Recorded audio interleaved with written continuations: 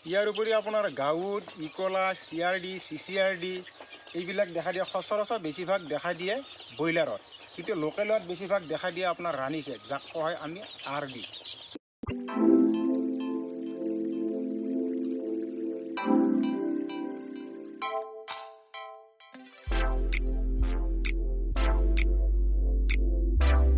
নমস্কাৰ বন্ধু বান্ধৱীসকল, কৃষক সহায় ইউটিউব চেনেললৈ আপোনালোকক স্বাগতম জনাইছোঁ। আজি আমাৰ মাজত উপস্থিত আছে কন্দৰ্প ডেকা ডাঙৰীয়া। তেখেতে নিজেই ব্ৰইলাৰ মুৰ্গী আৰু লোকেল মুৰ্গীৰ ফাৰ্মাৰৰ লগতে এটি ব্যক্তিগত খণ্ডৰ কোম্পানীত তেওঁ প্ৰায় 10টা বছৰ ছুপাৰভাইজাৰ হিচাপে কাম কৰি আহিছে। অসমৰ বিভিন্ন ৰাজ্যত তেখেতৰ সেৱা আজিলৈকে তেওঁ আগবঢ়াই আহিছে। আহকচোন আজি তেখেতৰ মুখেৰে তেখেতৰ অভিজ্ঞতাৰ বিষয়ে কিছু কথা জানি লওঁ। কন্দৰ্প ডেকা ডাঙৰীয়া, পোনপ্ৰথমতে আপোনাক আমাৰ ইউটিউব চেনেললৈ স্বাগতম জনাইছোঁ। হয়, নমস্কাৰ।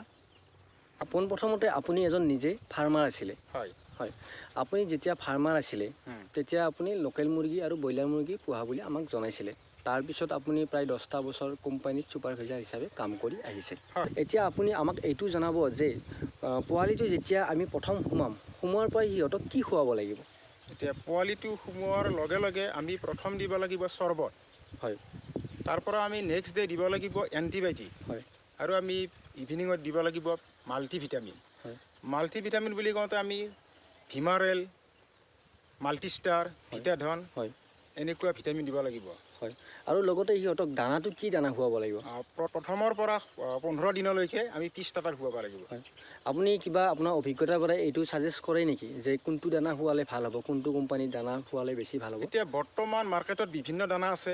তাৰ ভিতৰত আছে এতিয়া বৰ্তমান গডৰেজ। হয়। আমি যে বৰ্তমান মই নিজে মই গডৰেজ দানা খুৱাই নিজে লাভৱান হৈছোঁ। হয়, আমি এই গডৰেজৰ দানাটো আমি প্ৰমোট কৰা নাই, জাষ্ট আপোনালোকক এইটো জনাইছোঁ যে কোনটো দানা খোৱালে আপোনালোকে বেছি প্ৰফিট হ'ব। এতিয়া প্ৰথম কথা প্ৰফিটৰ বুলি কওঁতে আমি যিটো দানাত ৰিজাল্ট পাওঁ, যিটো মেডিচিনত ৰিজাল্ট পাওঁ, হয়, আমি সেইটোত যাব লাগিব। আমাৰ প্ৰথম কথা হ'ল যে আমি গডৰেজত মই নিজে স্বাৱলম্বী হৈছোঁ। মই গডৰেজ দানা খুৱাইছোঁ। গডৰেজ দানাত মই 100% মই ৰিজাল্ট পাইছোঁ। হয়। গডৰেজৰ বাহিৰে কি কি দানা খুৱাব পাৰে? আপোনাৰ প্ৰথম কথা গডৰেজ, দ্বিতীয় কথা আপুনি কামধেনু খুৱাব পাৰে, জাফা খুৱাব পাৰে।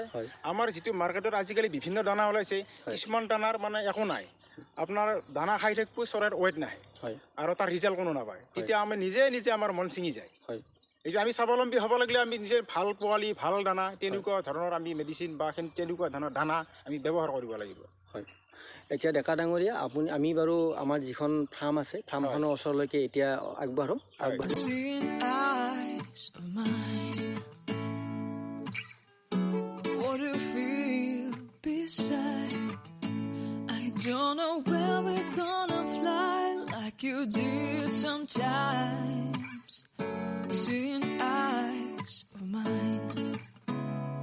ডেকা ডাঙৰীয়া, এইবাৰ আহিল আমাৰ ভেকচিনৰ বিষয়ে।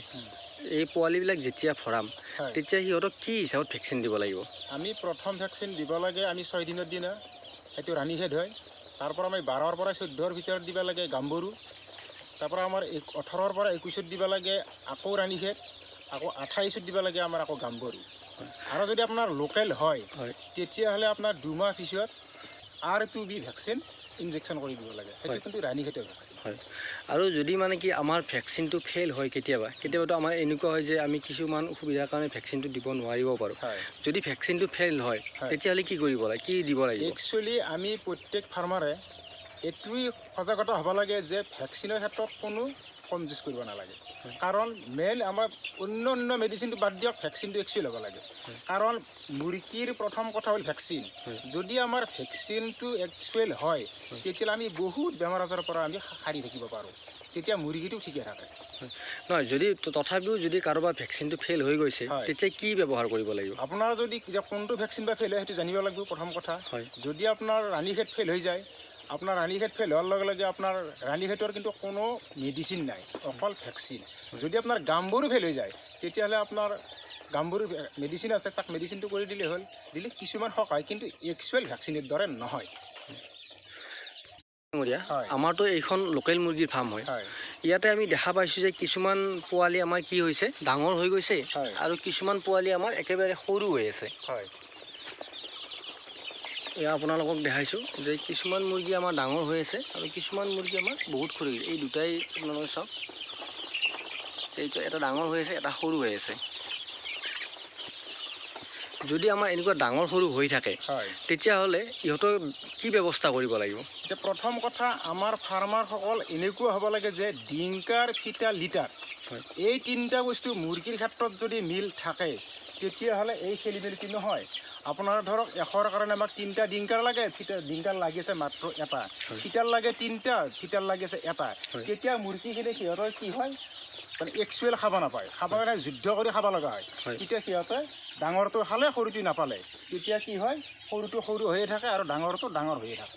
ইয়াতে যে আপুনি ক'লে যে ডিংকাৰ ফিটাৰ মিটাৰ এই তিনিটাৰ অৰ্থ কি? এই তিনিটাৰ অৰ্থ হ'ল ডিংকাৰ মানে আমাৰ যিটো পানীৰ পাত্ৰ আছে সেইটো হ'ল ডিংকাৰ, যিটো আমাৰ দানাৰ পাত্ৰ আছে সেইটো হ'ল ফিটাৰ, আৰু লিটাৰ হ'ল আমাৰ যিটো আমি সিহঁতক পাৰি দিছোঁ টু হওক পাথৰ গুৰি হওক সেইটো হ'ল লিটাৰ। এই তিনিটা বস্তু যদি ঠিক থাকে তেতিয়াহ'লে মেডিচিনৰ ইমান প্ৰয়োজন নাই আৰু মুৰ্গীৰো বেমাৰৰ সিমান এটা নাহে। ডাঙৰীয়া, হয় আমাৰ ইয়াতে যিবিলাক পোৱালি আছে ধৰক লোকেলেই হওক বা ব্ৰইলাৰেই হওক, হয় এই পোৱালিবিলাকৰ বা মুৰ্গীবিলাকৰ আপোনাৰ সম্ভাৱ্য বেমাৰ কি কি দেখা দিয়ে? এতিয়া বেমাৰ প্ৰথম কথা হ'ল মই আগতে আপোনাক কৈ গ'লোঁ যে ডিংকাৰ ফিটাৰ লিটাৰ এই তিনিটা বস্তু অতিকৈ প্ৰয়োজন। হয় যদি আপোনাৰ পানী ঠিকে থাকে তেতিয়াহ'লে আপুনি ইকলাৰ পৰা হাত সাৰি থাকিব পাৰিব। ইকলাটো আপুনি ইকলাটো কি আমাৰ গোটেইকেইটা সেনেকৈ ইকলাটো হ'ল প্ৰথম কথা ইকলা যেতিয়া সিহঁতে পানীটো আইৰণ পাব তেতিয়াহ'লে সিহঁতৰ লিভাৰত চামনি পৰিব, সেইটো কয় ইকলা। হয় যদি আপোনাৰ পানীটো ঠিকে থাকে তেতিয়াহ'লে এই বেমাৰটো হাত সাৰি থাকিব পাৰি আৰু এই বেমাৰটো দেখা নিদিয়ে। হয় তাৰপৰা আপোনাৰ যদি ভেকচিন একচুৱেল হয়, আজি ইহঁতৰ বয়স হ'ল 25 দিন, হয় এতিয়া 25 দিনত ইহঁতক 28 দিনত আকৌ গাম্বুৰু ভেকচিন প্ৰয়োজন। হয় এতিয়া আপুনি যদি উচিত মতে যদি গাম্বুৰু বা উচিত টাইমত যদি দিব পাৰে তেতিয়াহ'লে গাম্বুৰুৰ পৰা হাত সাৰি থাকিব পাৰিব। হয় ইয়াৰ উপৰি আপোনাৰ গাঁৱত ইকলা CRD CCRD এইবিলাক দেখা দিয়ে, সচৰাচৰ বেছিভাগ দেখা দিয়ে ব্ৰইলাৰত, কিন্তু লোকেলত বেছিভাগ দেখা দিয়ে আপোনাৰ ৰাণীখেত, যাক কোৱা হয় আমি RD। এতিয়া আপোনাৰ CRD বা গাঁৱত যিটো বেমাৰ ক'লে এই বেমাৰটোনো হয় কি বা ইয়াৰ যিটো মেডিচিন হয় মেডিচিনটো কি? এতিয়া প্ৰথমতে গাউডৰ মেডিচিন হ'ল আপোনাৰ নেফ্ৰটেক, নেফ্ৰকিন, নেফ্ৰচুইল, গাউডাউট, এইটো হ'ল সচৰাচৰ গাউডৰ মেডিচিন। কিন্তু আপোনাৰ যদি টাইমত যদি ধুনীয়াকৈ তাক দানা পানী ধুনীয়াকৈ খুৱাব পাৰে বা পানী ঠিকমতে খাই থাকে তেতিয়াহ'লে আপুনি গাউডৰ পৰা হাত সাৰি থাকিব পাৰিব। আৰু যদি আপোনাৰ টেম্পাৰেচাৰ কম হয়, বুডিম ঘামাই, তেতিয়া তাৰ পৰাও আপোনাৰ গাউড আহিব পাৰে। আৰু CRD হ'ল আপোনাৰ যেতিয়া আপোনাৰ ফাৰ্মখনত আমাৰ ঠাণ্ডা দিনে কুঁৱলী সোমায়, বতাহ পায়, তেতিয়া CRD হোৱাৰ সম্ভাৱনা থাকে আৰু আহেই। CRD লক্ষণসমূহ কি কি? প্ৰথম কথা CRD লক্ষণসমূহ হ'ল মুৰ্গী কিগিলা হ'ল দুই এটা কাইভো, তাৰপৰা গলে মাতটো, তাৰ গল মতলব তাৰ ৰেষ্টৰি মাতটো, তাৰপৰা তাৰ চৰ্দি, সেইটোৱে হ'ল CRD। CRDৰ পৰা আৰু বেলেগ ধৰণৰ কিবা বেমাৰ দেখা দিব পাৰে? CRDৰ লগত আপোনাৰ আকৌ যেতিয়া লিভাৰত স্পট পৰে সেইটো ইকলাই CRD যেতিয়া লগ লাগিব তেতিয়া আপোনাৰ তাক কোৱা হয় CCRD। হয়, আৰু আপোনাৰ এনেকৈ দেখা যায় যে কিছুমান মুৰ্গী ধৰক এই দবৰা দবৰি দেখা দিয়ে চকুৰ ওচৰত বা মূৰটো ফুলি যায়, এইবিলাক কি ধৰণৰ লক্ষণ? এইটো CRD হয়। হয়, এতিয়া CRDৰ কাৰণে আমি কি ভেকচিন বা কি মেডিচিন ব্যৱহাৰ কৰিব লাগিব? CRDটো আজিকালি বজাৰত বহুত মেডিচিন আছে, আপোনাৰ CRDৰ কাৰণে কনফক্স দিব পাৰে, এজিপচল দিব পাৰে আৰু ৰেষ্টিকেল দিব পাৰে। ডেকা ডাঙৰীয়া, আপুনি আজি আমাক আপোনাৰ অভিজ্ঞতাৰ বিষয়ে বহুখিনি কথাই জনালে। আমি আকৌ এদিন এই মুৰ্গীৰ পোৱালি আৰু ব্ৰইলাৰৰ বিষয়ে বিতংভাৱে আপোনাৰ পৰাই জানিম। আজি আমি ভিডিঅ'টো এইখিনিতে সামৰিব লাগিব, যিহেতু আমাৰ ভিডিঅ'টো বহু দীঘলীয়া হৈ যাব। সেইকাৰণে আমি ইয়াতে আজি ভিডিঅ'টো সামৰিছোঁ। আপোনাক অশেষ ধন্যবাদ জনাইছোঁ আমাক এইখিনি বহুমূলীয়া সময় দিয়াৰ বাবে।